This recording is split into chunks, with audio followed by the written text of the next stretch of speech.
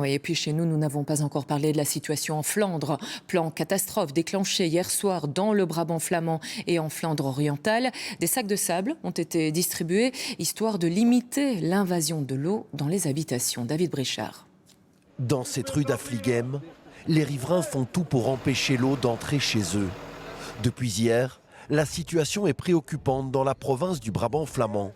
Des ruisseaux qui se jettent dans la Dandre sortent de leur lit. Conséquence, de nombreux quartiers comme celui-ci sont inondés. Achter de bruggen mag je toch spreken van 70-80 centimeter. Het is groot, ja. Ja, extreem. Extreem. Er is veel water in de huizen, zeker waar dat het water ook staat. Okay. Maar nu zijn ze bezig met de zakjes aan het leveren, maar dat is denk ik een beetje te laat. Dans le Brabant flamand, sont concernés par ces inondations notamment les communes de Landerzeel, Ternat ou encore Lénic.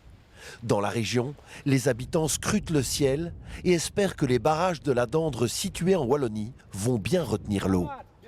Là, on craint qu'une fois qu'en Wallonie, surtout en amont de Gramont et de Ninove, on va évacuer l'eau de ce côté-là, tout va arriver ici en gros masse et ça va être la catastrophe totale. Autre province touchée, la Flandre orientale.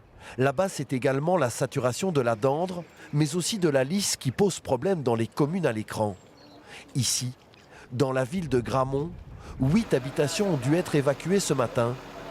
Le travail est compliqué pour les pompiers. Dus we staan hier bij een woning, totaal onbereikbaar nu voor ons. We zijn zeker dat er een persoon binnen is. We kennen de toestand niet.